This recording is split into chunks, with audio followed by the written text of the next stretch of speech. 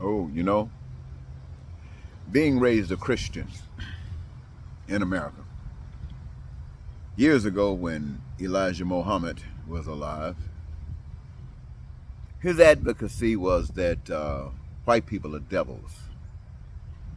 Christianity taught us that wasn't so.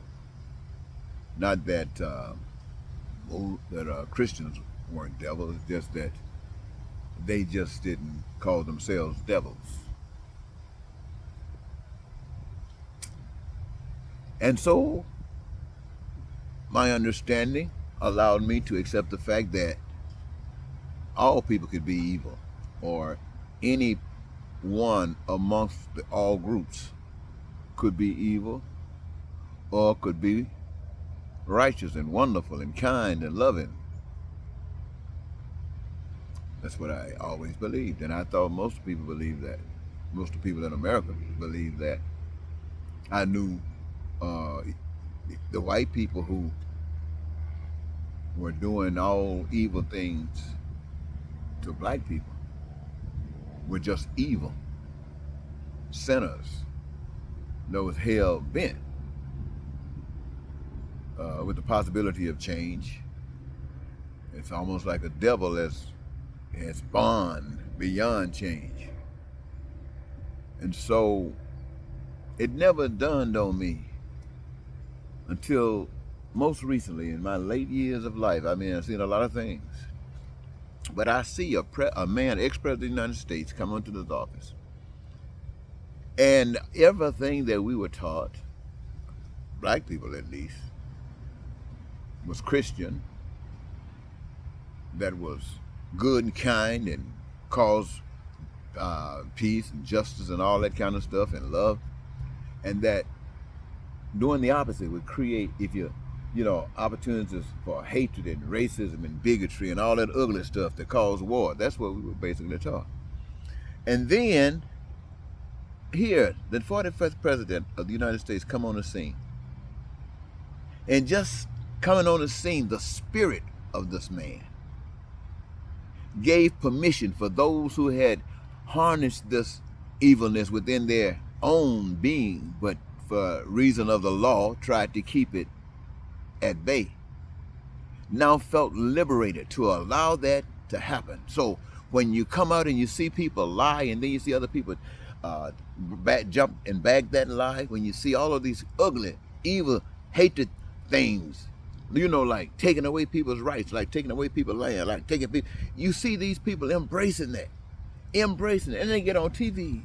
Not now. They're not trying to hide behind the law now. They're just blazingly says, yes, I'm full of hatred, I'm full of racism, but they don't call it that. They got a new name for it. They call it truth. They call it love and compassion. And they go and they will get their guns, like, evil kills, and ready to kill anybody. And if you stand up for truth against them, then they're ready to kill you. I mean, what blows my mind is that America is welcoming this. I think about what they say about freedom of religion. They say separation, church and state. So each individual or each group of individuals can have the right to do their own thing, but don't bring it to government. Don't bring it in there. And so if you can't bring your system of government in there, then whatever system is in operation, when you get there, you have no authority over it, because now you have to learn the principles of it. You got to learn what it is about and how to conform to it. And all of the its around the world have been designed in such a way that it is designed to make sure that all of your actions, all of the actions of the human world, does nothing to promote the truth. Nothing to promote the truth. And those who, for one reason or another, are introduced to the truth, if they want to live, have to stick their heads in the sand. Now, you might think that I'm kind of pushing it a little bit, but you ask anybody, if there is anyone on this earth that is trying to liberate this world by telling you the truth, they will concur with exactly what I've just said to you. I know there are a lot of loving people on earth. Can't take that away. But Tina Turner says, what love got to do with it in this state? Love 99 and a half just ain't good enough, because that other half proves that you don't know what you're talking about. Only 100 allows you to walk in completeness with God. And what I mean by with God, you never seen God. God is a spirit. That means you, the individual, who have lifted your life up in such a way that it has been nothing given but gloriousness to the whole human race. Now, if anybody want to condemn you, it's because you did not support them in overpowering or abusing others. The only thing that they can say negative about you is that you would not help them overthrow this or that. No, they can't come to you and say, oh, you did your fingernails. What the heck do they have to do with your fingernails? They can't come to you and tell you you can't wear pants. What the heck they got to do with you wearing pants? You think... So what I'm saying to you, ladies and gentlemen, all of those things is just distractions. What you wear, how you comb your hair, what you put on your lips, that's your business. And if you don't want to have it, that's your business. If you don't want to be around it, that's your business. And if somebody wants to put it all over their face, that's their business. And if your God, I want to say this, for all of the different religions around the world, all of the different religions in the United States of America, if your God, my friends, says it's okay whether you are outside of the state or inside of the state, for the things that are going on to continue to go on, and the only thing that can fix it is your hellishness, I want you to know that's not the God of love. And if you think so, you've been deceived. Now, what do I mean by that? I mean, your God might be all of those things as you see it. But there is a God, in spite of all the things that you have in common with your God, that says every last one of you were created by the one God. And that one God have you designed in such a way that you want your needs, you want your wants and your desires to be met, every last one of you. You want it at your leisure.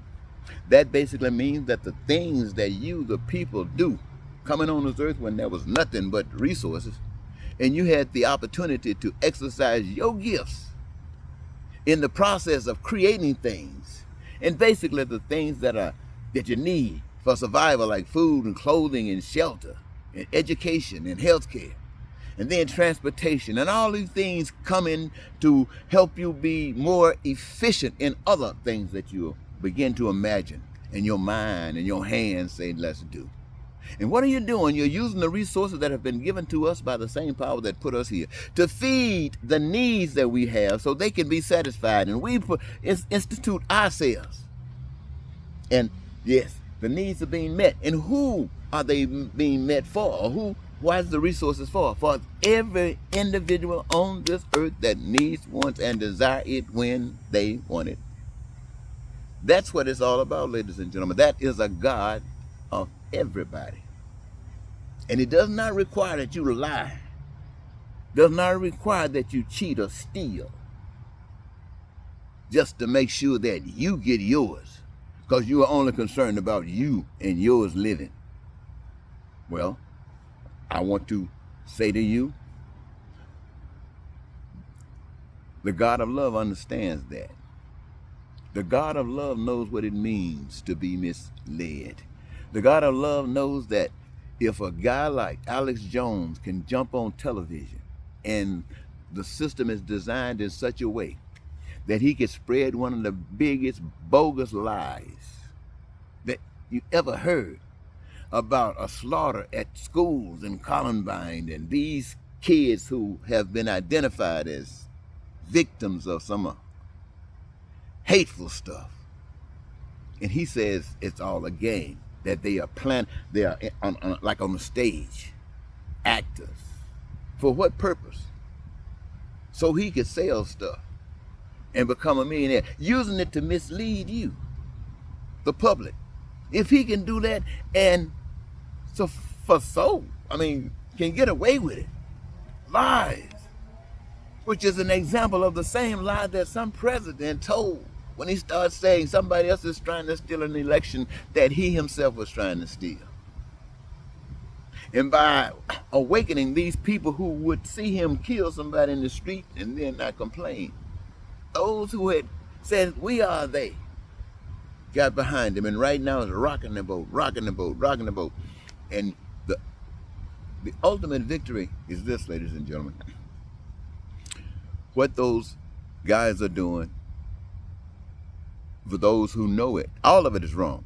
But for those who know it, it's just downright evil. And some of them are best being misled and they just follow his suit. It's downright evil as well. And then there are those who know that it's evil. Republicans, I'm talking about Republicans, who know that it's evil. And they are trying to do everything that they possibly can. Like, for instance, Miss Cheney and the gentleman, I keep thinking about Kinzinger. He and she are standing up front. And they're not the only ones, I'm sure. The lady, I'm so impressed when I heard that lady, I can't even think of her name right now, but you know who I'm talking about. She sat right down there and they asked her questions and she told them the truth that's as bold as she could possibly be. And there are guys out here would want to kill her for telling the truth. What do you think heaven is like when you see that? Heaven loves that. And heaven will protect her. And even if for some reason that the evil is so around her is so impacted, God will free her from this hell. Wow. You know who I'm talking about. I'm very sorry I can't think of your name right now. And what about those guys who held themselves up as being all of this?